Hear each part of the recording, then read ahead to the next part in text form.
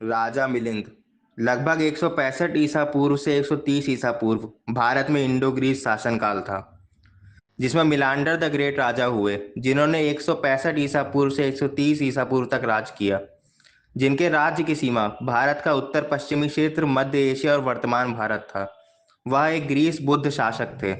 मिलेंडर का जन्म 170 ईसा पूर्व कालसी में हुआ था, जो आज के समय अफगानिस्तान में बगराम के नाम से जाना जाता है। कुछ का ये भी मत है कि उनका जन्म सागाला में हुआ, जो आज का पाकिस्तान का सियालकोट है। मिलेंडर की राजधानी सियालकोट थी। मिलांडर को किंग ऑफ इंडिया और किंग ऑफ बैक्टीरिया भी कहा गया है। उस समय का भारत बुद्धमय था। उन्हें मिलिंद भी कहा गया है। अंतकाल में वह राजपाट छोड़कर बौद्ध भिक्षु बन गए। नागसेन नागसेन दूसरी शताब्दी में भारत में थे। वे बौद्ध भिक्षु थे। इनका जीवन काल 150 ईसा पूर्व था। भगवान गौतम बुद्ध का काल लगभग 563 ईसा पूर्व से 483 ईसा पूर्व था। लगभग 563 ईसा पूर्व भगवान गौतम बुद्ध ने बैसाख पूर्णिमा के दिन लुम्बिनी में जन्म लिया। भगवान गौतम बुद्ध को गया में बैसाख पूर्णिमा की रात ज्ञान प्राप्त हुआ। लगभग 528 ईसा पूर्व सारनाथ में भगवान गौतम बुद्ध ने पहला उपदेश धर्म चक्र प्रवर्तन दिया। लगभग 483 ईसा पूर्व बैसाख पूर्णिमा के ही दिन कुशीनगर में भगवान गौतम बुद्ध का महापरिनिर्वाण हुआ। किसी भी बात को केवल इसलिए मत मान लेना कि वह किसी धर्म ग्रंथ में लिखी है, कि उसे बहुत से लोग मानते हैं, कि उसे मान लेना शुभ लग रहा है, कि वह बात परंपरा से आ रही है, कि वह बुद्ध की भी कही हुई बताई जा रही है। उसी बात को मानना जो तुम्हारे तर्क व तथ्य पर आधारित हो। कलाम सूद।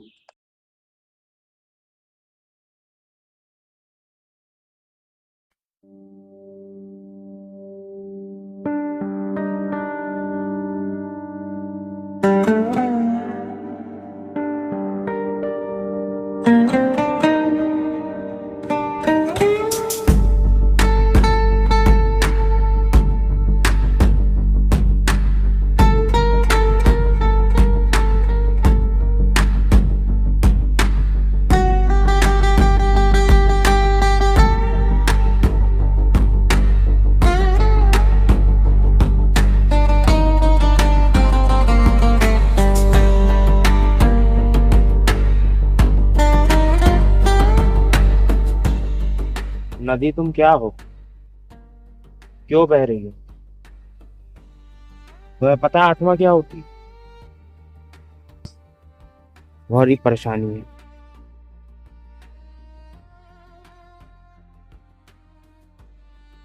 ये आत्मा क्यों होती है? इंसान क्यों मर जाता है? इस जवाब को ढूंढते ढूंढते परेशान हो चुका हूँ। बताओ।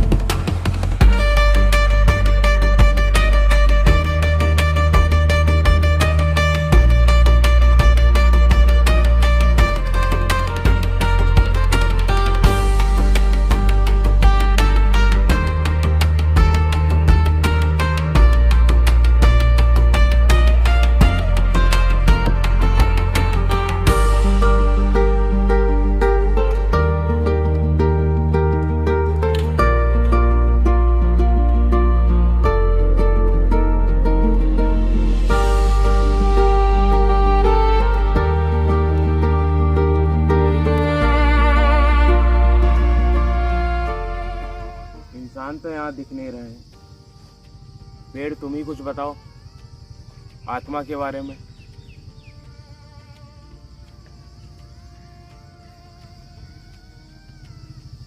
हाँ?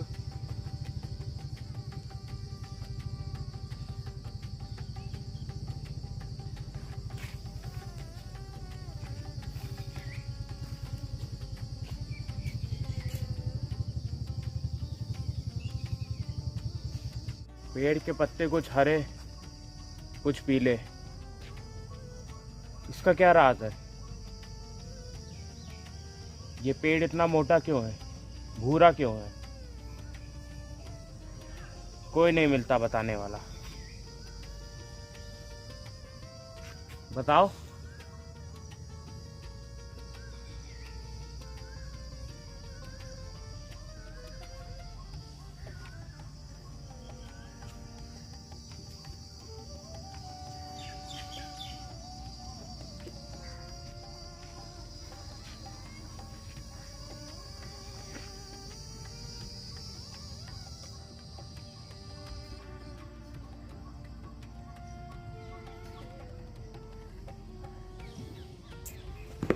कुछ तो बोलो। किसी भंते से पूछता हूँ तो वो सर झुका लेता है, तर्क वितर्क नहीं करता है, कोई कुछ करता ही नहीं है। लेकिन पेड़ तुम तो शांत हो, तुम तो बता ही सकते हो, और नहीं भी बता सकते तो कुछ तो ऐसा कुछ तो करो जिससे मुझे पता चले अपने प्रश्नों का उत्तर। कुछ तो बता ही सकते हो। ऐसा लगता है कि तुम कुछ बता पाओ, पर मैं सुन नहीं पा रहा हूँ। मेरे प्रश्नों का उत्तर तुम ही लोगों के पास है, लेकिन जरिया नहीं मिल रहा है जानने का। बताओ।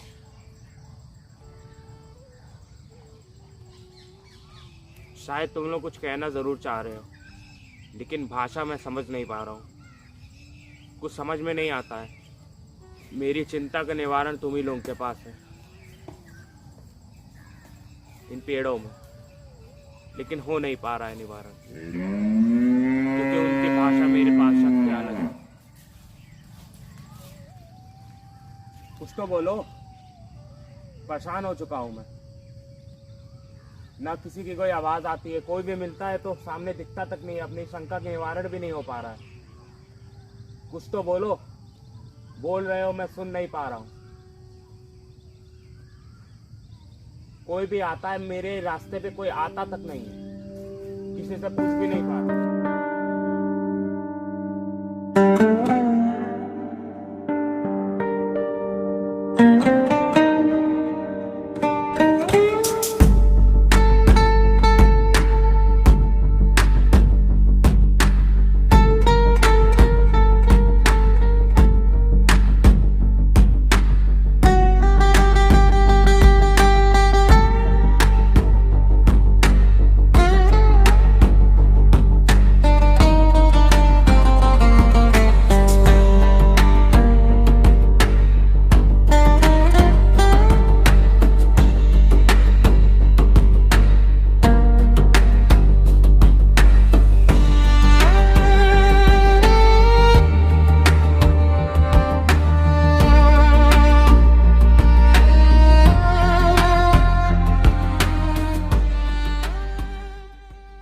तुम लोग कितने शांत हो, बता सकते हो उत्तर?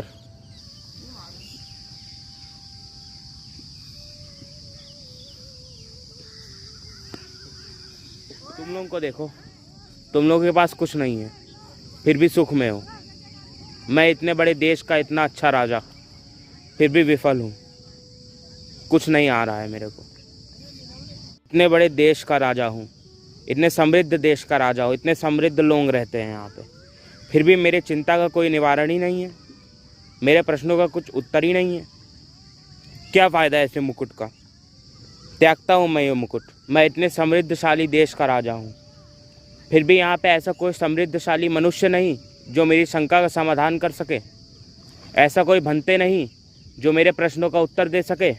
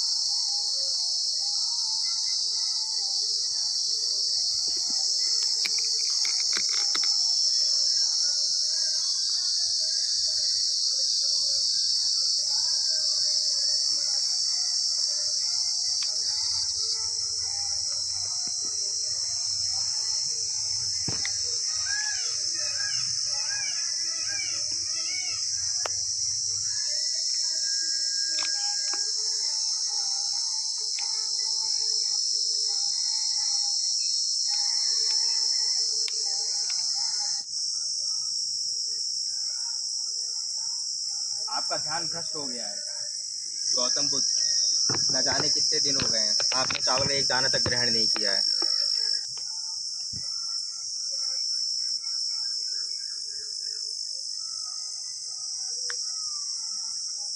गौतम, आप ये खीर खा लीजिए। बहुत दिनों से आपने कुछ खाया नहीं है, काफी दुर्बल हो गए हैं। स्वीकार कीजिए।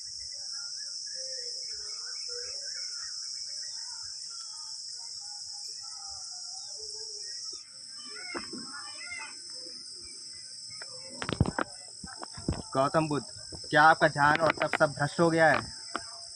आप ये खीर कैसे खा सकते हैं? आपके साथ रहते हुए 2 लोग पहले ही छोड़ के जा चुके हैं और हम सब छोड़ के जा रहे हैं। अब आपको हम आपके साथ नहीं रह सकते।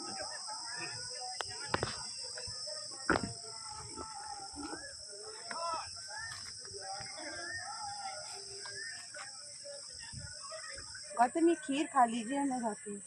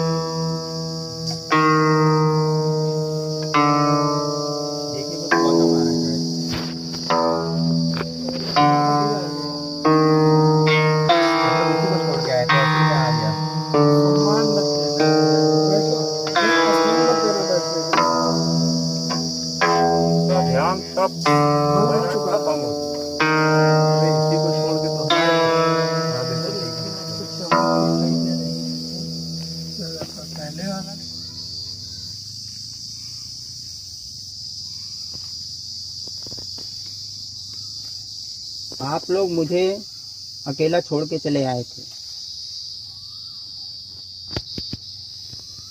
मेरी कुछ बातें हैं जो आप लोग ही समझ सकते हैं। मैं ध्यान को उपलब्ध हो गया हूँ।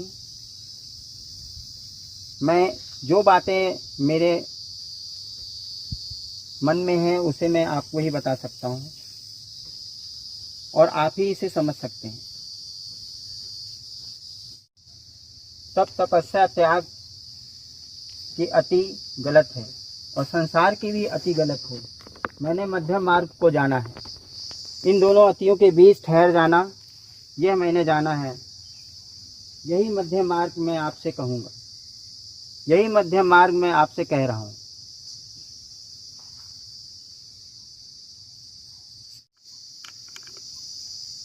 हम आपको छोड़कर चले आए थे, ये आपकी करुणा है कि आप पुनः हमारे पास आए।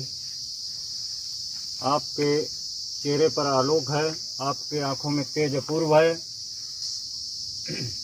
और मेरा हृदय शांत हो रहा है। कुछ कहें? मैं आप लोगों को मध्यम मार्ग बता रहा हूँ। किसी भी चीज की अति नहीं। संसार की अति भी गलत है, ध्यान तप की भी अति गलत है। मैंने मध्यम मार्ग को अपनाया, मैंने मध्यम मार्ग को जाना है, वही मैं आपसे कह रहा हूँ।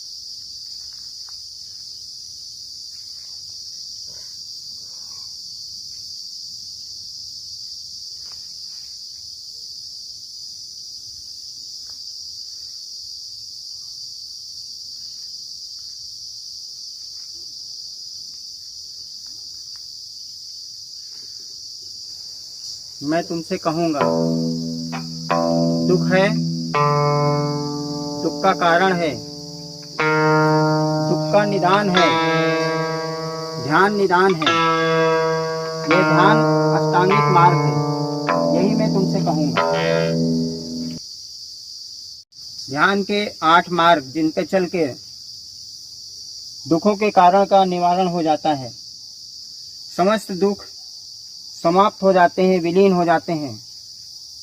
यही मैं तुमसे कहूँगा, यही मैं अष्टांगिक मार्ग तुमसे कहूँगा। सम्यक दृष्टि यथार्थ दृष्टि है, जो जैसा है उसे वैसे ही उसके मूल स्वरूप में देख लेना। मिथ्या दृष्टि विपर्लसता कहलाती है। दुखद व्यवहार को सुख मान लेना चित्त विपत्सला है। अनात्मा को आत्मा मान लेना ऐसी विधि विपत्सला है। जब तक कुशल कर्मों का ज्ञान नहीं होता, सम्यक दृष्टि यथार्थ दृष्टि है, जो जैसा है उसे वैसे ही उसके मूल स्वरूप में देख लेना सम्यक दृष्टि है। दुखद व्यवहार को सुख मान लेना मिथ्या दृष्टि है। अनात्मा को आत्मा मान लेना मिथ्या दृष्टि है। जब तक कुशल कर्मों का ज्ञान नहीं होता, तब तक कुशल कर्मों का आचरण भी नहीं हो पाता है। जब तक आर्य सत्य के सत्य को देखना नहीं हो जाए, तब तक कुशल आचरणों का होना संभव नहीं है। हिंसा, चोरी, व्यभिचार, चुगली, कटु वचन, व्यर्थ वचन, लोभ, प्रतिहिंसा, हिंसा असत्य ज्ञान है। यह कुशल कर्म है। अहिंसा, अचौर्य, अव्यभिचार, अमृत वचन, यह अकुशल कर्म है। इन कर्मों का ज्ञान होना और 4 आर्य सत्यों को जान लेना, यही सम्यक दृष्टि है। संकल्पों का दृढ़ निश्चय करना, शुभ को ग्रहण करना, अशुभ का त्याग करना, यह परिणाम है। काम का संकल्प करना, कामना का संकल्प करना, अव्यापाद का संकल्प करना, द्रोह का संकल्प करना, हिंसा का संकल्प करना, यह अशुभ संकल्प है। 4 आर्य सत्यों का जानना अशुभ संकल्पों से शुभ संकल्पों की ओर है, संसार से निर्वाण की ओर है। शुभ संकल्पों के सत्य ही साधक की मैत्री और करुणा का उदय उसके सम्यक संकल्प का आधार बनता है। ध्यान मार्ग पे चलते हुए भिक्षु में मैत्री और करुणा आएगी। सम्यक संकल्प अशुभ संकल्पों को त्याग देना, शुभ संकल्पों का ग्रहण करना सम्यक संकल्प है। ये दूसरा अष्टांगिक मार्ग है। सम्यक वाक्य यानी कि ऐसा बोलो को जो किसी को तकलीफ न दे और इसे साधते चलो। मिथ्या वचन, किसी की चुगली न करना, कठोर वचन बोलना तुम्हारे विवेक पर ही है। व्यर्थ की बातें करना, यह सब अनुचित वचन है। साधक को इससे बचकर रहना चाहिए। इसे हर बार बारीकी से देखना है। भिक्षु को इन 4 प्रकार के वचनों से बचते हुए हर एक की मंगल कामना में होना है। मधुर व प्रिय बोलना।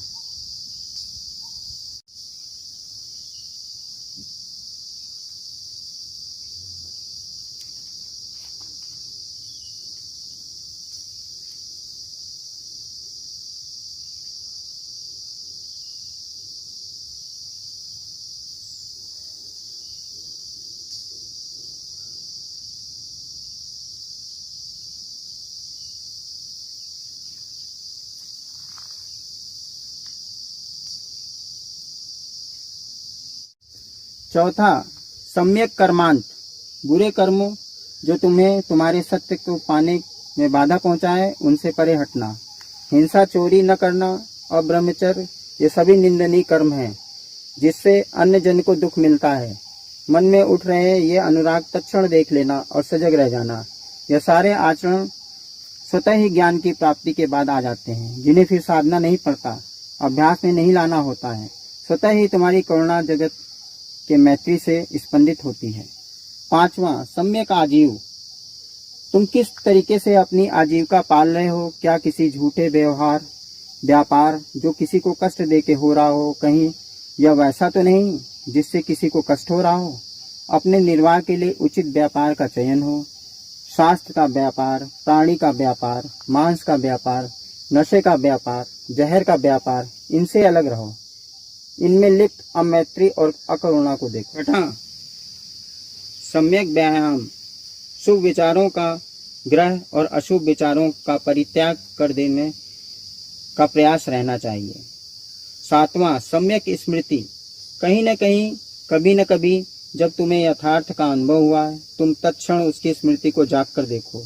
उसकी स्मृति से अपने आप को अभिभूत होकर, ताकि फिर उसमें फिसलना न हो। फिर वही का आना तुम्हारा प्रमाद है। तुमने देखा है उस वेदना को जो जानने से पहले नहीं आई थी, जो अभी है, और यह भी तुम जानते हो यह पूर्व की भांति चली भी जाएगी। घटना से पहले इसका न होना, घटना के समय इसका प्रगाढ़ होना और घटना के बाद इसकी विलुप्ति, सब कुछ पुनरावृत्ति में हो रही है, तो सजग हो जाना। सम्यक स्मृति के 4 अंग हैं: काया अनुपस्सना, वेद अनुपस्सना, चित्त अनुपस्सना, धम्म अनुपस्सना। उपास स्थानों का अर्थ कुल इतना ही है कि शरीर, वेदना, चित्त और धर्म के यथार्थ स्वरूप को जानना। तुम यह जान रहे हो कि तुम शरीर नहीं हो, तुम इस शरीर में एक घटना मात्र हो। शरीर को वैसा ही जानने का वाला कायानुपस्सी है। वेदना को सुखात्मक, दुखात्मक और उभयात्मक समझने वाला वेदना अनुपस्सी है। वेदना की विपස්සना में यह वह जानता है कि यह वेदना सुखदायी है और यह वेदना दुखदायी है। तुम कुछ और कर भी नहीं सकते हो। तुम शरीर में घट रहे हो, अवश्य वेदना उठेगी, वह सुखद ही होगी, दुखद भी होगी, बस तुम उसके मूल स्वरूप को जान रहे हो। इसी तरह चित्त के सराग और विराग को जानने वाला चित्त अनुपस्सी होता है। धर्म को उसके यथार्थ रूप में जानने वाला धर्मानुपस्सी है। इस प्रकार की सतत जागरूकता ही सम्यक स्मृति है, जो जैसा है उसे वैसा ही जानना, स्मृति को जगाना है। 8वां, सम्यक समाधि, साधक बाह्य विषयों से ध्यान हटाकर केवल आर्य सत्यों के चिंतन में लगा दे। ऐसा करने पर उसके मन में तरह तरह के संदेह उठेंगे। कुछ दूर उन संदेहों के साथ चलने से वे संदेह विलीन होंगे और अवश्य संदेह विलीन होते हैं। ये मिथ्या है। सतत जागरूकता इसके भीतर व्याप्त मिथ्या को देख लेती है और एक श्रद्धा का उदय होता है। जब तुम होश से भरे सत्य को जान लेते हो तो फिर यह सिद्धा बनी रह जाती है। ऐसा परिणाम का आना तुमने पूर्व में भी जाना है। जैसे अब तुम अपना हाथ आँख में नहीं डालते, जो आँख को छूकर जल जाने से तत्क्षण हाथ झटक जाता है। जब भी ज्ञान आता है वैसी श्रद्धा लाता है। यह अष्टांग मार्ग प्रज्ञाशील समाधि है। मैं अब पंचशील का सिद्धांत देता हूँ। प्राणी हिंसा से विरत रहने का मार्ग देता हूँ। दूसरा, मैं किसी की भी वस्तु को बिना अनुमति के न लेने का मार्ग देता हूँ। किसी भी की भी वस्तु को न चुराने का मार्ग देता हूँ। मैं काम वासना में रहकर कोई भी व्यभिचार नहीं करूँगा, ऐसा मार्ग देता हूँ। मैं ऐसी कोई बात नहीं बोलूँगा जिससे लोगों में उपद्रव हो, ऐसा मार्ग देता हूँ। नशीली वस्तुओं का सेवन नहीं करूँगा, ऐसा मार्ग देता हूँ। यही पंचशील का मार्ग बताता हूँ। आपने जो भी कहा है अच्छा कहा है। इसे हम सभी ग्रहण करेंगे। हम आपके साथ मार्ग पर चलेंगे। मैं भी।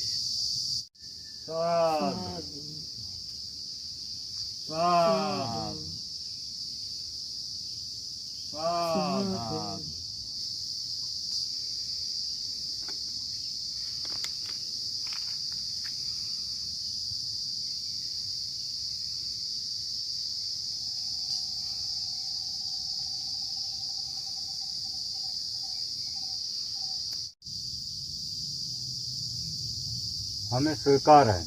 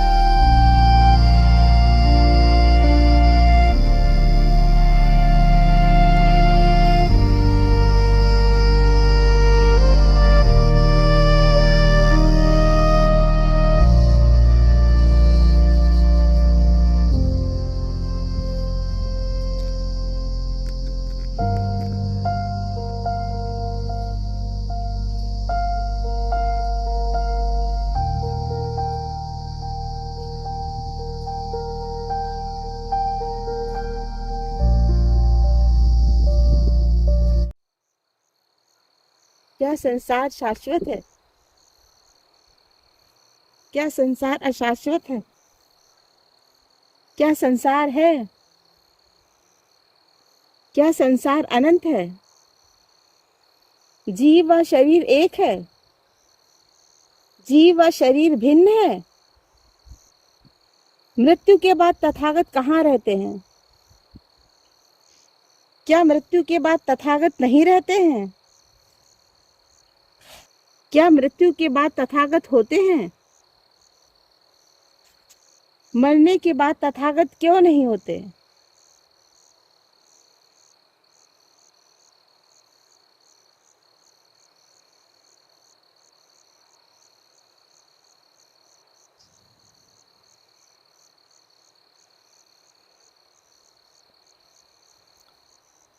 भगवान बुद्ध ने आत्मा के प्रश्नों को अव्यक्त अव्याकृत माना है।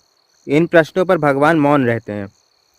भगवान बुद्ध के अनुसार इन प्रश्नों का शांति, विमुक्ति, अभिज्ञा, उपक्रम और निर्वाण के लिए कोई प्रयोजन नहीं है।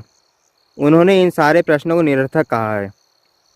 भगवान कहते हैं कि किसी को जब तीर लगा हो तो उसे तीर निकलवाने वाले के पास जाना चाहिए, ना कि यह पूछने में समय व्यर्थ करना चाहिए कि कब, कैसे, किसने तीर मारा।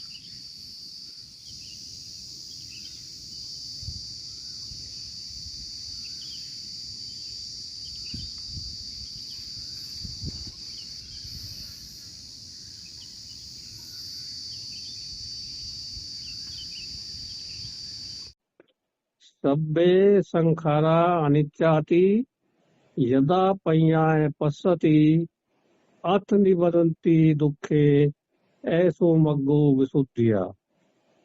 अर्थात सभी संस्कार यानी संकल्पित चीजें अनित्य हैं। जब कोई व्यक्ति इसे प्रज्ञा से देखता है तो वह दुखों से विरक्त हो जाता है। यही शुद्धि का मार्ग है। अर्थ दीपो भाव।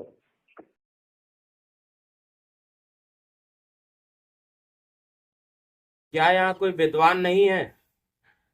कोई प्रज्ञावान नहीं है? कोई समण, कोई बमण, कोई है जो मुझे बुद्ध की देशना को बता सके? कोई गाणाचार्य, कोई भिक्षु या कोई अरहत, कोई है? हाँ है, अवश्य है। यह देश आध्यात्मिक है। यह बुद्धों की भूमि है। यहाँ बहुत लोग ऐसे रहस्य को जानने वाले हैं। जिस देश में गौतम बुद्ध के चरण पड़े हो वो आध्यात्मिक पुरुषों से कैसे वंचित रह सकती हो? महाराज, आपकी प्यास बुझाने वाले यहाँ अवश्य मिलेंगे।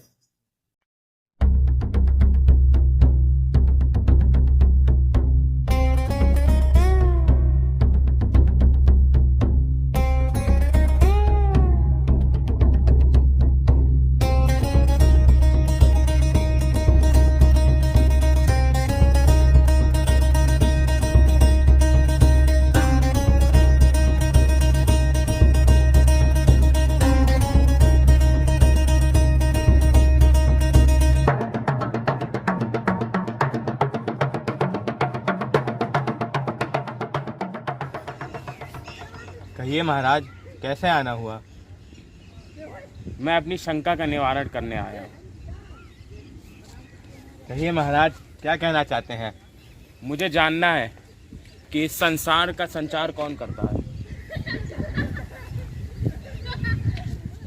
ये पृथ्वी संसार का पालन करती है। महाराज, मेरे पास आने का कोई और प्रयोजन भी है क्या आपका? कर्म, फल, दुख, ये सब क्या है? महाराज, पाप और पुण्य कर्म एक का कोई फल नहीं है। महाराज, अच्छे व बुरे कर्म का कोई फल नहीं है।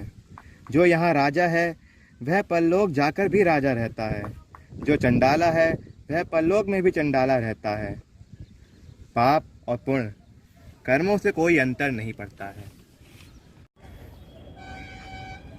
अगर इस संसार का पालन पृथ्वी ही करती है तो फिर हम कर्म करने वाले जीव नरक क्यों जाते हैं? हाँ,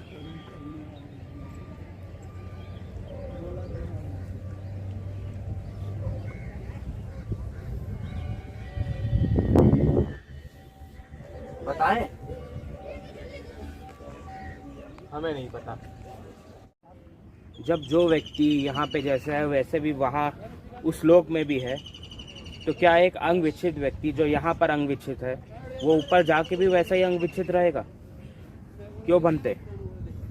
जिस इंसान का यहाँ पैर टूटा है उसका ऊपर लोक में भी पैर टूटा होगा। जो अंधा है वो वहाँ भी अंधा होगा, या जो बहरा है वो वहाँ भी बहरा होगा। क्यों बनते?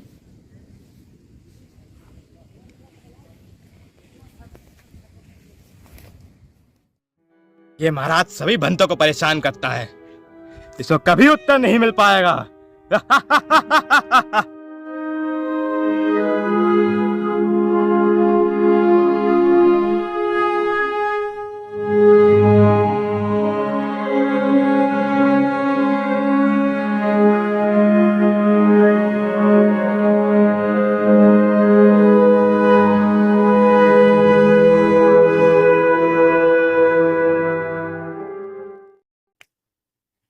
अरे जम्बू जीव तो अजीब है, इतना नाम सुना था इसका, फिर भी ये मेरी चिंता का समाधान नहीं कर पाए।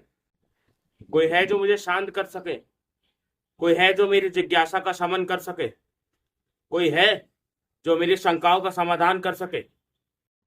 आज की रात बहुत मनोहारी है। आज किस समण, किस बमण, किस भिक्षु के घर चला जाए?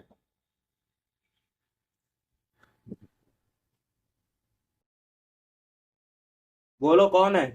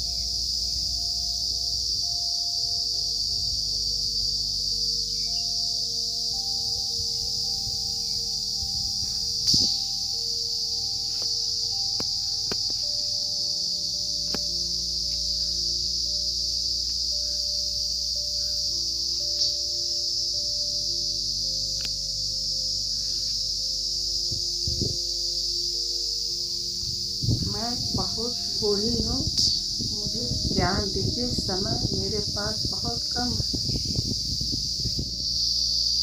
उपासका, जो उत्पन्न होता है वो नष्ट होने के स्वभाव में रहता है।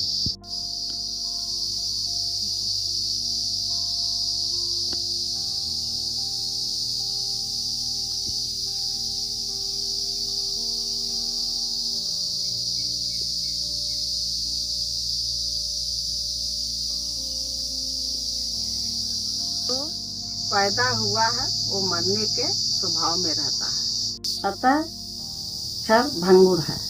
जो जन्म लिया है वो मरेगा जरूर। अब मैं समझ चुकी हूँ।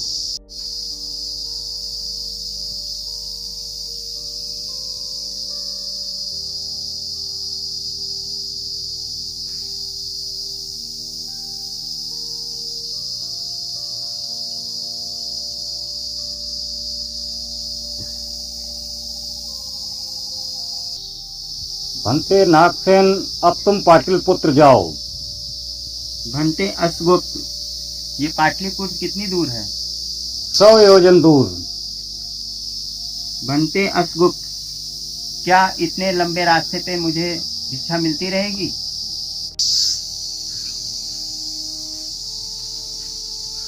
नागसेन जाओ, रास्ते में चावल और सबकी व्यवस्था होती जाएगी। पाटलिपुत्र में जाकर धर्मरक्षित से मिलो।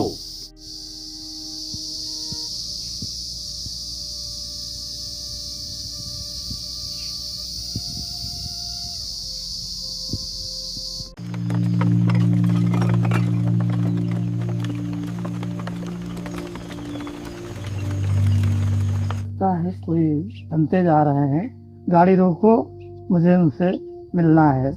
बनते रुकिए।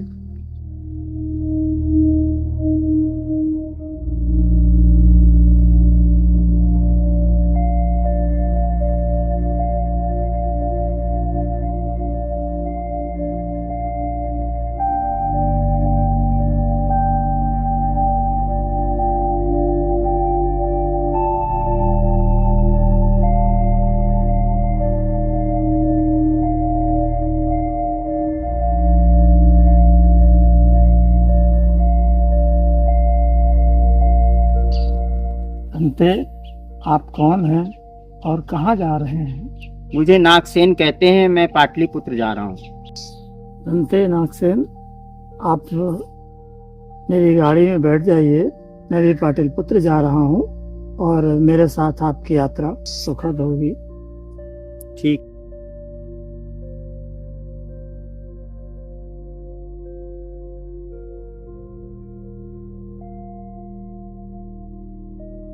बनते नागसेन, आइए गाड़ी में बैठिए। चलिए थोड़ी देर विश्राम कर ले, सब लोग थक गए हैं।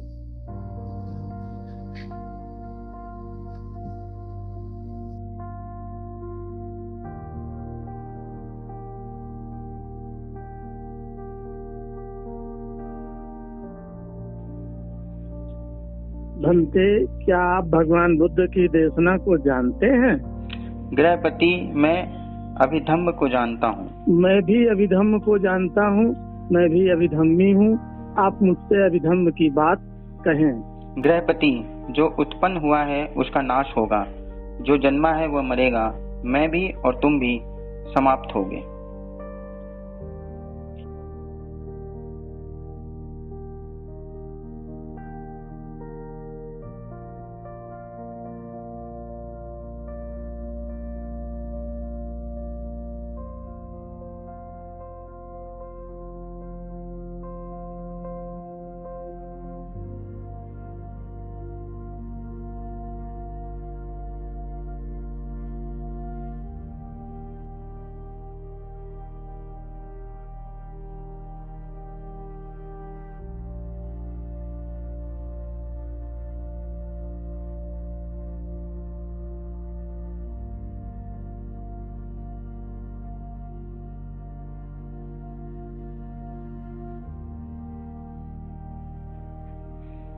बनते, आप थोड़ा विश्राम कर लें, फिर यात्रा शुरू करेंगे।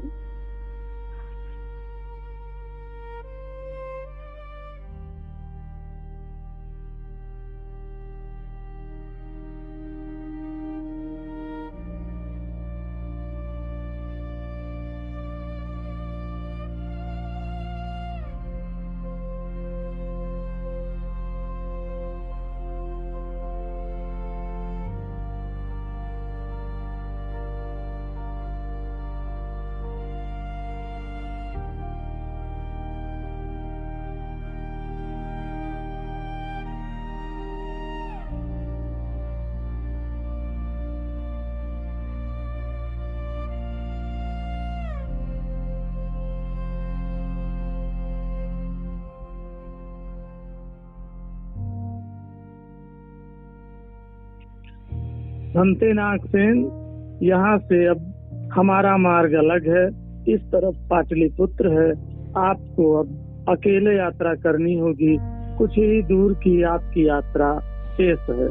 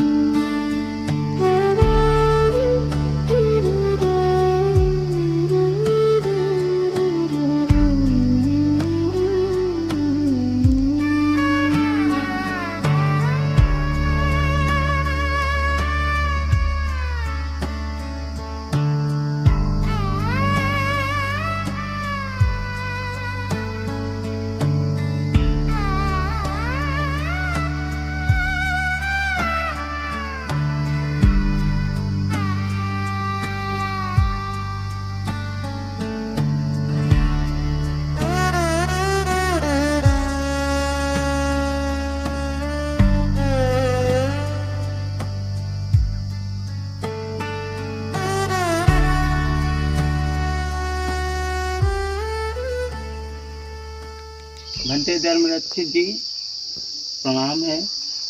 मुझे भंते असगुप्त ने भेजा है आपके पास। आपका हार्दिक अभिनंदन और स्वागत है। भंते नागसेन जी, ग्वाला गाय को तो पालता है, लेकिन दूध कोई दूसरा पीता है। भंते नागसेन त्रिपिटक की बातें जानते हैं। ये त्रिपिटक का ज्ञान तब तक सफल नहीं होता जब तक कोई स्वर्ण फल का भागी नहीं ये होता। मैं समझ गया।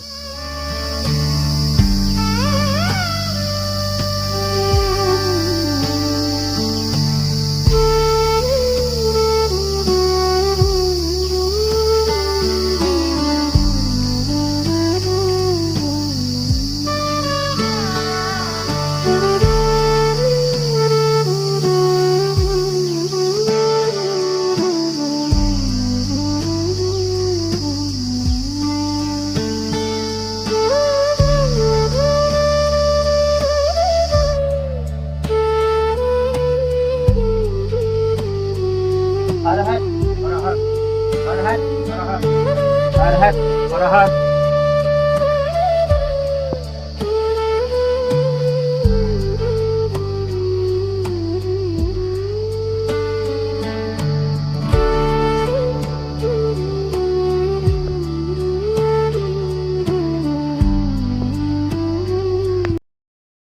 आज मैं किसके यहाँ जाऊं जो मेरी शंका का निवारण कर सके? आज की रात किसके यहाँ जाऊं?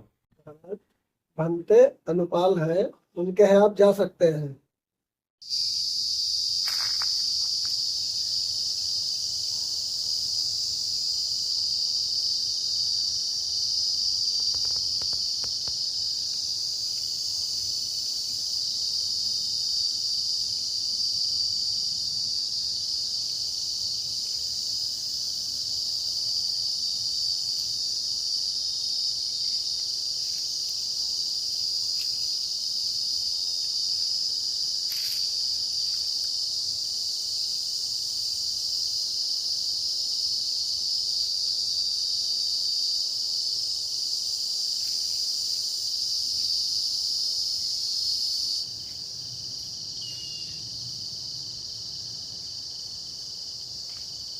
आज प्रणाम, आसन ग्रहण करें महाराज। भंते अनुपाल, आप किस कारण से यहाँ रहते? महाराज, धर्म पूर्वक और शांति पूर्वक रहने के लिए। क्या कोई गृहस्थ भी है जो शांति पूर्वक रह सकता है? महाराज, कई गृहस्थ शांति पूर्वक धर्म पूर्वक रह सकते हैं। कई गृहस्थ बिना प्रोज्जित हुए धर्म को प्राप्त होते हैं।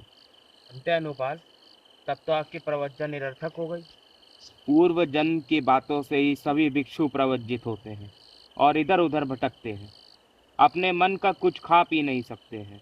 ना कोई शील, ना तप, ना ब्रह्मचर्य। वे पूर्व जन्म में गांव को नाश करने वाले चोर रहे होंगे।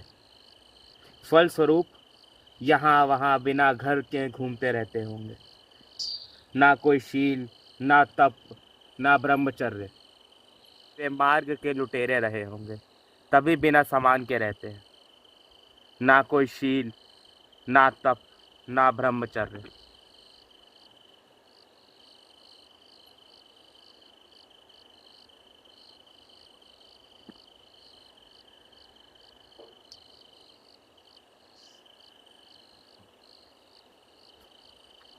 ये भी कुछ बता ना सके।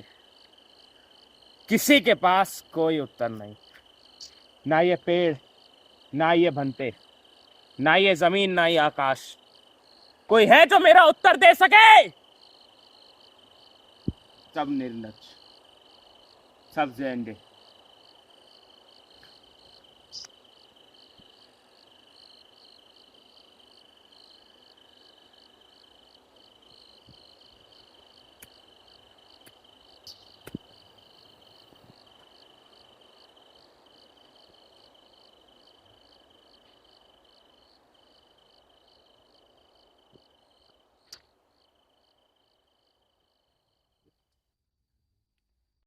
महाराज, आज भी आप खाली हाथ लौट आए हैं। लग रहा है आपकी शंका का समाधान नहीं हो पाया है। नहीं हुआ। ये जम्बू द्वीप तुच्छ है, ये निर्बल है। क्या कोई है जो अभी मेरी शंकाओं का समाधान कर सके? कोई समर्थ, कोई ब्राह्मण, कोई भिक्षु, कोई है?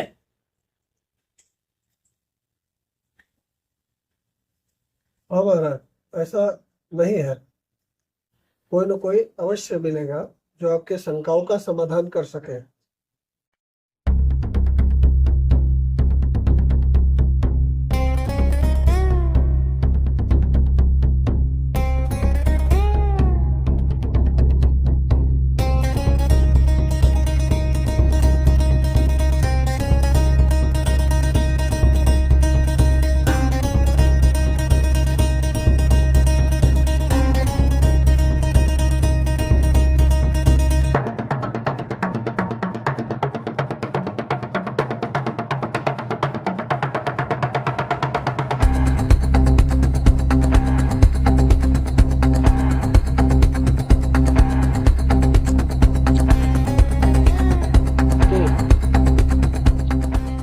अंते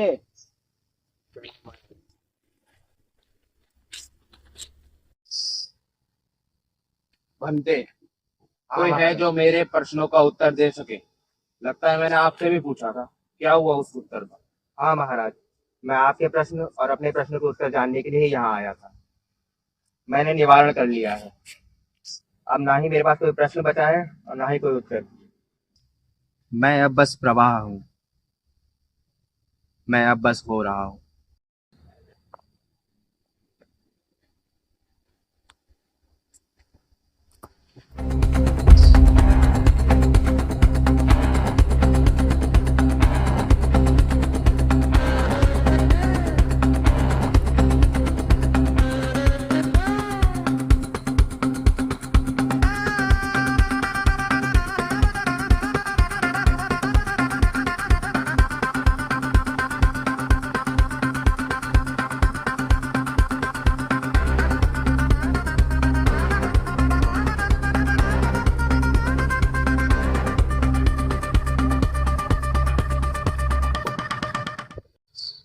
महाराज, बाकी नागसेन भिक्षु भी ठहरे हुए हैं। उनके साथ हजारों बनते हैं। आप उनके पास जाइए, आपको अपने प्रश्नों के उत्तर वहीं मिल जाएंगे। आपके सारे प्रश्न खत्म हो जाएंगे, गिर जाएंगे।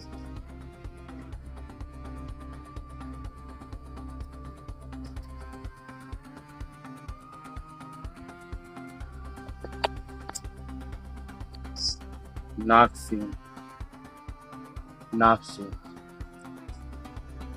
नागसेन मुझसे मिलेंगे? मेरी व्याकुलता दूर होगी? बनते? अवश्य ही महाराज। हाँ। मैं जल्दी ही आपका संदेशा लेकर जाता हूँ। तो मैं क्या करूँ तब तक? तब तक या तो आप मेरी कुटिया में आराम कर सकते हैं, मेरी कुटिया यहीं पास में ही है, या तो आप अपने महल जा सकते हैं। आप यहाँ के महाराज हैं। महाराज, आप यहाँ के राजा हैं। आपके पास वैसे भी अनेक काम होंगे जो इस राज्य की भलीभूति के लिए निवारण करना आवश्यक होगा। मैं आपका संदेश अति शीघ्र पहुंचा दूंगा। महाराज, इस राज्य में मौजूद हर एक व्यक्ति आपको अपने स्मरण में रखता है। आप एक लोकप्रिय राजा हैं। आपके संरक्षण में बौद्ध धर्म सुरक्षित है। हम भंते भी अपना कार्य सहज रूप से कर सकते हैं। महाराज, आपके संरक्षण में यह बुद्ध संघ अपने मार्ग पर अनुगमन कर पाने में सुगम है। महाराज, आप धन्य हैं। मैं आपसे मिलकर अनुग्रहित हुआ हूँ।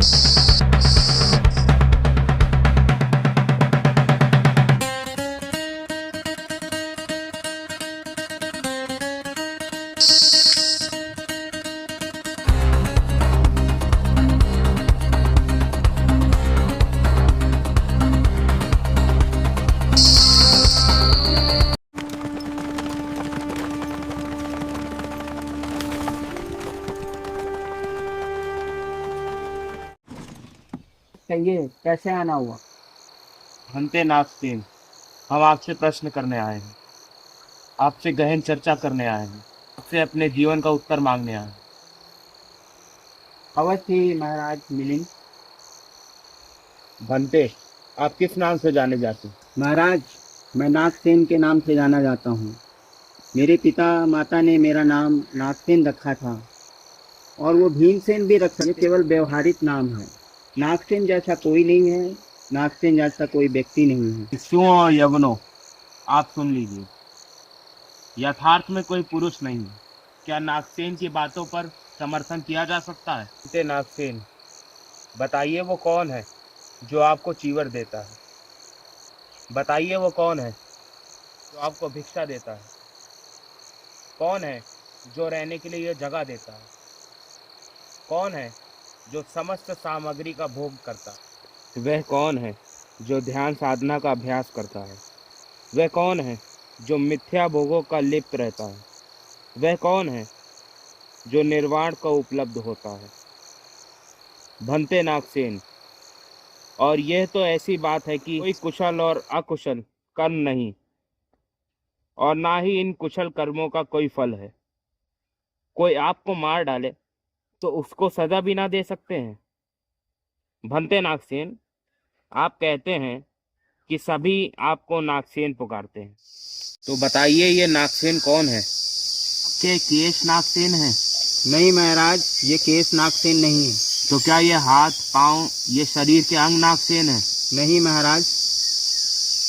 तो क्या ये नाखून, ये त्वचा, ये मांसपेशियां, ये पसीना या ये मलमूत्र नागसेन है? नहीं महाराज। तो क्या आपका रूप नागसेन है? नहीं महाराज। तो ये वेदनाएं नागसेन है? नहीं महाराज। तो क्या ये आपकी संज्ञा नागसेन है? नहीं महाराज, ये संज्ञा भी नागसेन नहीं है। संस्कार नागसेन है? नहीं महाराज। तो क्या आपका ये विज्ञान नागसेन है? नहीं महाराज, विज्ञान नागसेन नहीं है। अच्छा, रूप, वेदना, संज्ञा, संस्कार, विज्ञान, ये सभी मिलाकर ये क्या नागसेन है? नहीं महाराज। तो क्या है ये रूप, वेदना, संज्ञा, संस्कार, विज्ञान, इन सभी को भिन्न कोई नागसेन है? नहीं, इनसे भिन्न भी कोई नागसेन नहीं है महाराज। भंते, मैं आपसे पूछते पूछते थक गया हूँ, परंतु इसका पता नहीं चला कि नागसेन कौन है। क्या नागसेन एक शब्द है? नहीं आखिर महाराज। नागसेन है कौन? महाराज, आप बहुत कोमल हैं। आप रथ पे बैठ के आए हैं, भरी दोपहरी में यहाँ आए हैं। आप थक गए होंगे, आपके पैर दुख रहे होंगे, शरीर थक गया होगा। आप रथ से आए हैं? हाँ, मेरा रथ तो यहीं खड़ा है। कहाँ है रथ? रथ दिखाइए, रथ कहाँ है? वो रहा मेरा रथ। क्या ये दंड रथ है? नहीं बनते। क्या ये लगाम रथ है? नहीं बनते। क्या ये चाबुक रथ है? नहीं। क्या ये आसन रथ है? नहीं बनते। क्या ये चाक का कील रथ है? नहीं बनते। क्या ये पहिया रथ है? नहीं। नहीं, ये रथ नहीं है क्या? नहीं बनते। क्या लकड़ी रथ है? नहीं बनते। तो महाराज बताइए, ये रथ कहाँ है? नहीं बनते। क्या इस लकड़ी, दंड, चाबुक, आसन, धुरा, पहिया, कील, ये सब रथ है? नहीं बनते। क्या चाबुक, आसन, लकड़ी, धुरा, कील, पहिया, इनसे भिन्न भी कोई रथ है? नहीं बनते।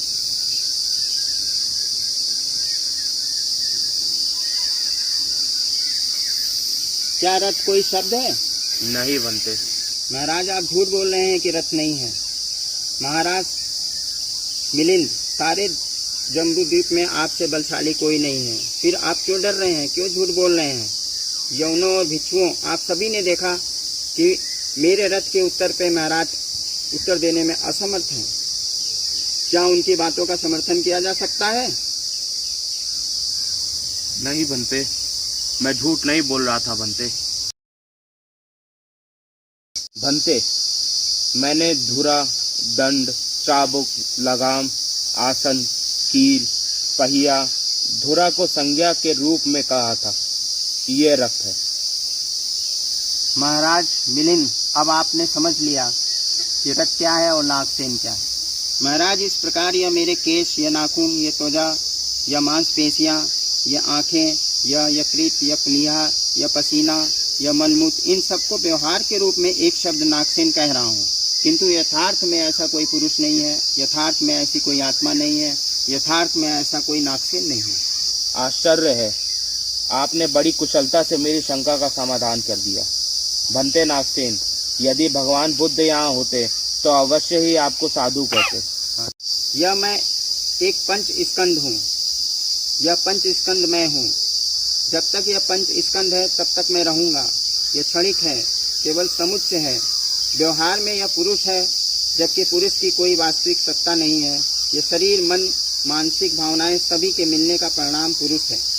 यह हर पल बदल रहा है, यही अनात्मवाद है। यह पुद्गल नैरात्म है, यह व्यक्तित्व पंच स्कंद है। इसके अलावा अलग व्यक्तित्व की सत्ता भ्रम है। परमार्थिक रूप से व्यक्ति की उपलब्धि नहीं होती है। परमथ तो तन एक है पुद्गलो न उपलब्धति।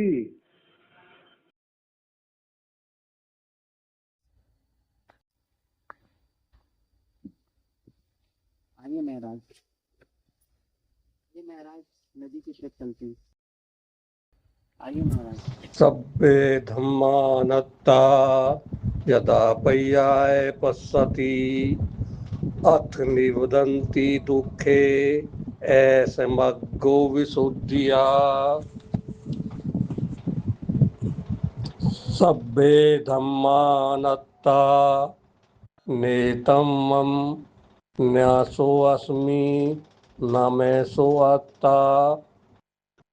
रूपम् अनत्ता वेदनानत्ता संज्ञानत्ता संखार अनत्ता विज्ञान अनत्ता। यम किंच समूयम धम्मम सब निरोध धम्मम अनिच्चावत संखारा उपाद्वै धम्मो उपजित्वा निरुझन्ति तेषं समो सुखम।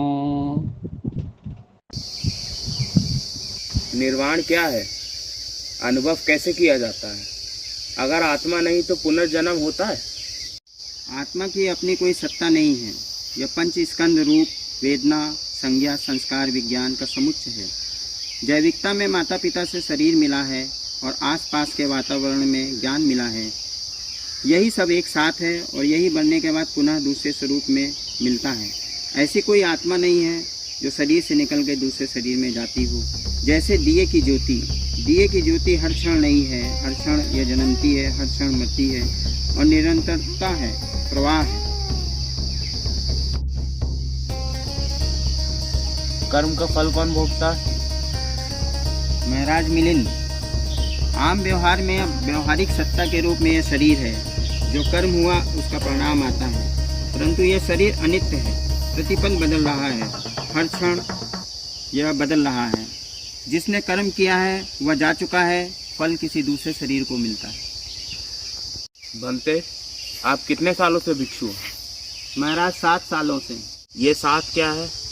आप स्वयं हैं या ये 7 कोई गिनती है? देखिए महाराज, परछाई को देखिए जो जल में गिर रही है। आप बताइए, क्या यह परछाई महाराज है या आप महाराज हैं? ये परछाई राजा नहीं है।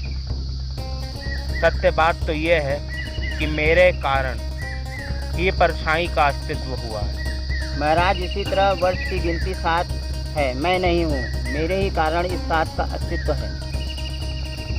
प्रवज्या का उद्देश्य क्या है? इस दुख का निरोध हो जाए। शील क्या है? सभी कुशल धर्मों का आश्रय होना शील है। श्रद्धा की पहचान क्या है? चित्त में बड़ी आकांक्षा पैदा करना। चित्त में पैदा हुई श्रद्धा साधना में आने वाली बाधाओं को साफ कर देती है, तब बाधा रहित चित्त प्रसन्न और निर्मल होता है।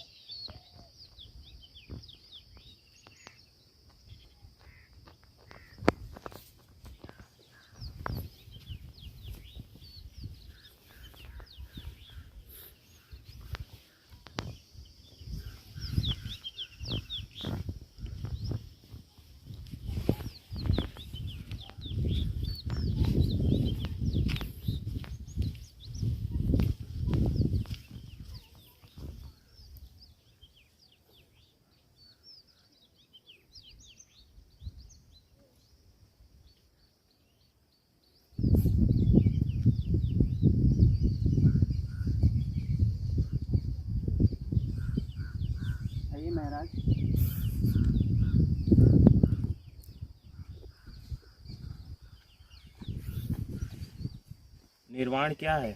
बुझ जाना, संस्कारों का मिट जाना, राग द्वेष का विलीन हो जाना। निर्वाण को कैसे अनुभव किया जा सकता है? महाराज मिलिंद, अनुभव नहीं किया जा सकता है, क्योंकि क्या उसकी प्रतिक्रियाएं पूर्व संस्कार की वजह से तो नहीं?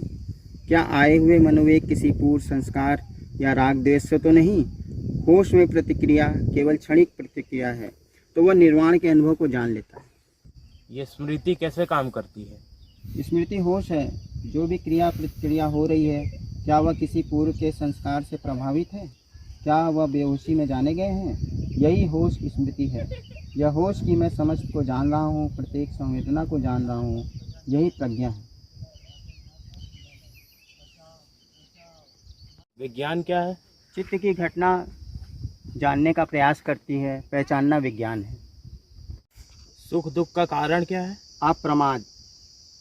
संस्कार क्या है? चित्त पे पड़ी हुई छवि संस्कार है। क्या सभी समान है? नहीं महाराज। बुद्धि की क्षमता भी समान है? नहीं महाराज, लेकिन बुद्धि में संभावनाएं सभी में एक हैं, सभी निर्वाण को प्राप्त हो सकते हैं।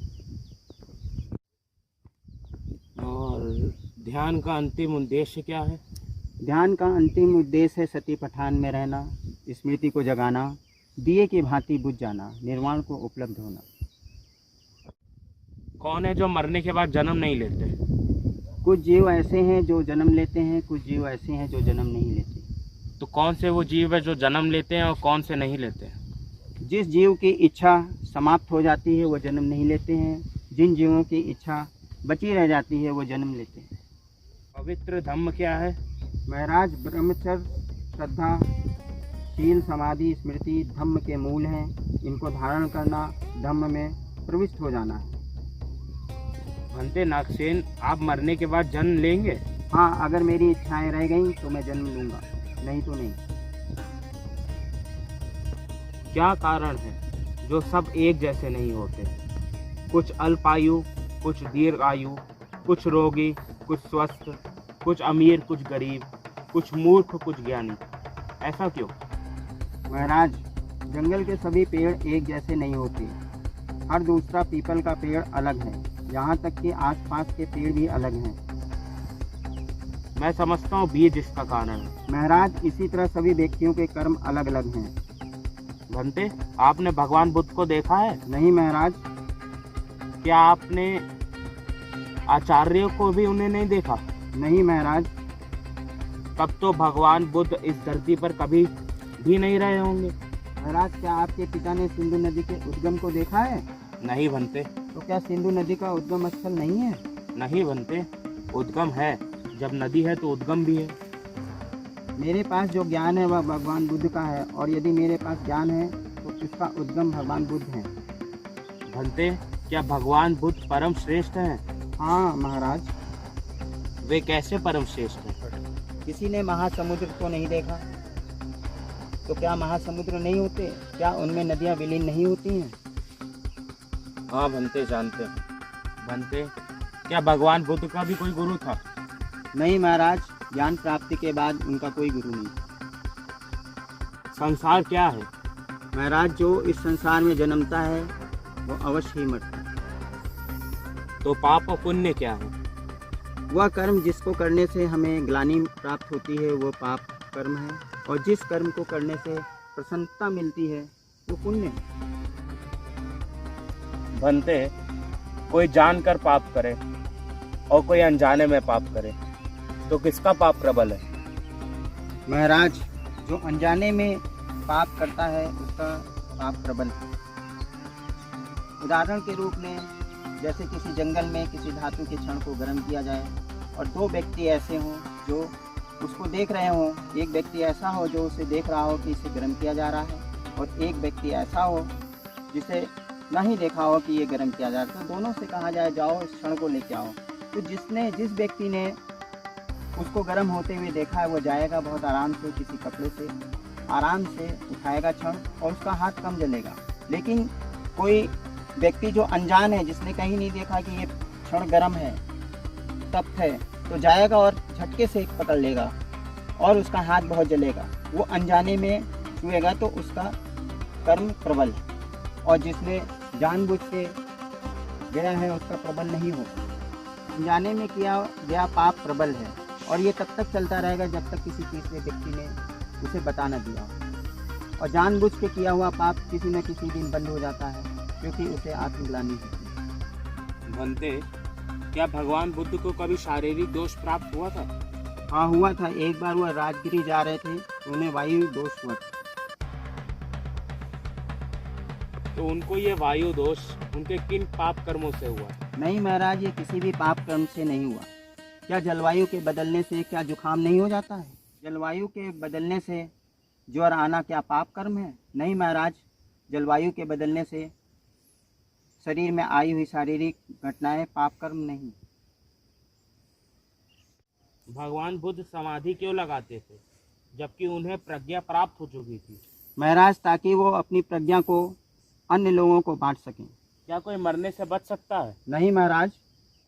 क्या उपासक को हर भिक्षु का आदर करना चाहिए?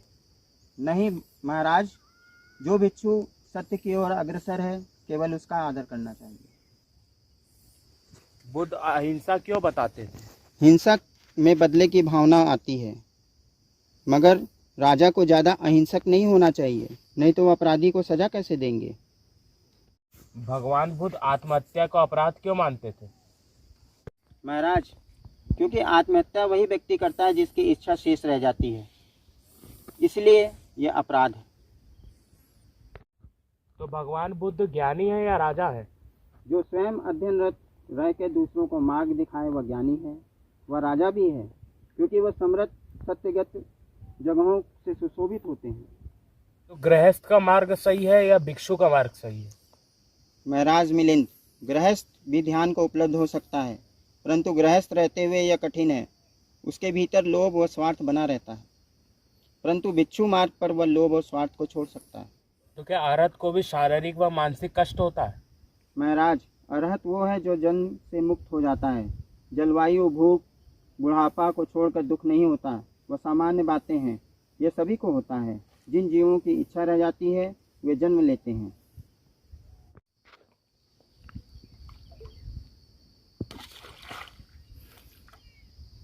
इस पानी में भी बुलबुलों की आवाज़ आती है, तो क्या जल में भी जीवन है? नहीं महाराज, प्रकृति के कुछ नियमों की वजह से बुलबुलों से आवाज़ आती है। भंते नागसेन, क्या गृहस्थ व्यक्ति भी अरहत को प्राप्त हो सकता है? हाँ महाराज, हो सकता है, संभावना सभी में प्रबल है। भंते नागसेन, क्या गृहस्थ व्यक्ति भी अरहत को प्राप्त हो सकता है? हाँ महाराज, संभावना सब में है। किस वस्तु का दान नहीं करना चाहिए? महाराज, नशीली वस्तुओं का दान नहीं करना चाहिए। तो मनुष्य जो स्वप्न देखते हैं क्या वो सत्य होते हैं? महाराज, सपने अलग अलग होते हैं। देवताओं के प्रभाव से सपने आते हैं, किसी का विचार करने से सपने आते हैं, काम वासना के सपने आते हैं, पिछले जन्मों के सपने आते हैं, जो सोची न गई हो उसके भी सपने आते हैं, होने वाले भविष्य के भी सपने आते हैं। महाराज, जिस स्वप्न में भविष्य की घटना आती है वे सपने सत्य होते हैं। बनते, काल मृत्यु और अकाल मृत्यु क्या है? महाराज, जो अपने समय में मर जाता है वह काल मृत्यु, और जो समय से पहले मर जाता है वह अकाल मृत्यु। महाराज, आपने किसी बाग में किसी आम के पेड़ के नीचे कई आम गिरे हुए देखे होंगे। कुछ आम पके होते हैं, कुछ आम बिना पके हुए होते हैं, कच्चे होते हैं। जो पके हुए आम हैं वो अपने समय को पूरा कर लिया है, जो कच्चे आम हैं वो अकाल। बनते, नास्ति भाव क्या है? किसी बात को जानने से पहले चिंतन मनन करना। क्या नास्ति भाव का प्रयोग करना चाहिए? हाँ महाराज। ये राजा के क्या गुण हैं? भगवान बुद्ध के चक्र को धारण करने वाला राजा चक्रवर्ती है। यह प्रजा का पिता, बिना भेदभाव किए हुए पालन करता है, सभी धर्मों का सम्मान करता है, इसका साम्राज्य विशाल होता है। आखिरी समय में वह राजा प्रवज्ञा ग्रहण करता है। भगवान बुद्ध का चक्र का नियम, चक्र की 5 तीलियां हैं। ये तीलियां अष्टांगिक मार्ग हैं।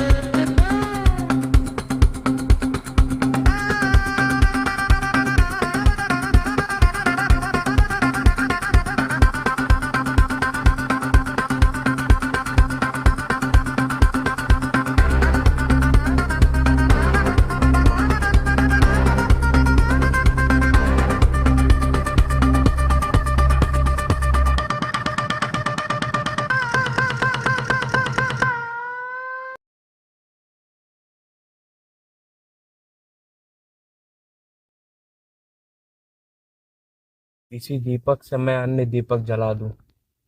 इसमें कोई आत्मा का होना तो नहीं है। जब मैं बुझा दूं तो निकला हुआ धुआं आत्मा का निकलना थोड़ी है, उसकी लौ का बुझ जाना, दिए का तेल खत्म हो जाना और दिए की बाती जल जाना, ये दिए का निर्वाण है। तरह से सब है। मेरे माता पिता ने मुझे जन्म दिया और अब मैं किसी और को भी जन्म दूंगा। ये प्रवाह है।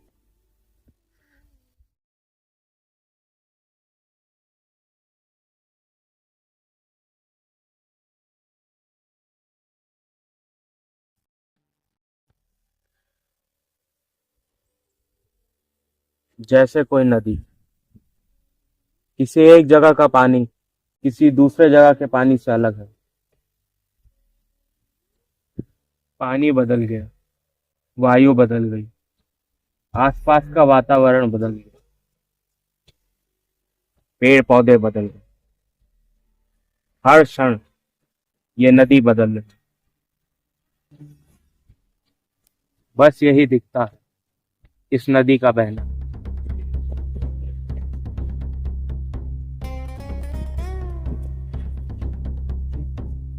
ये प्रवाह, ये प्रवाह।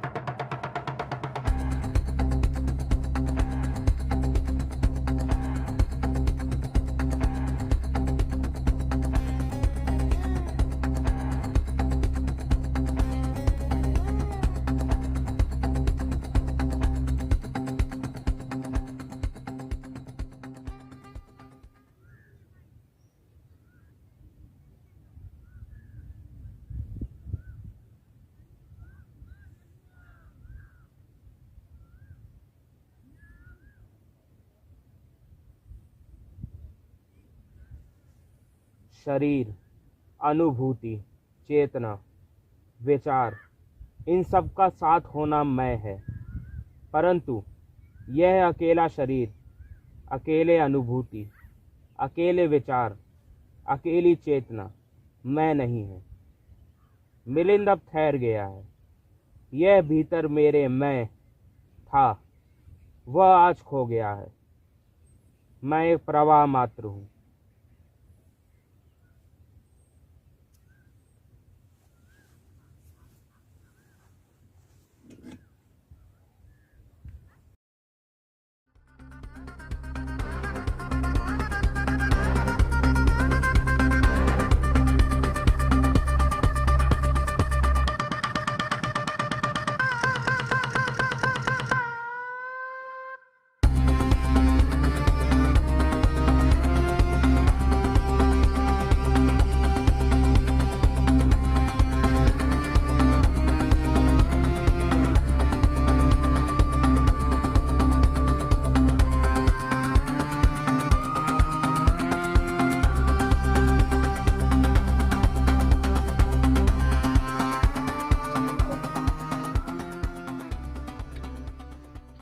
महाराज मिलिंद की समस्त शंकाएं गिर गईं और वह प्रवज्जित होकर राजपाट छोड़कर चले जाते।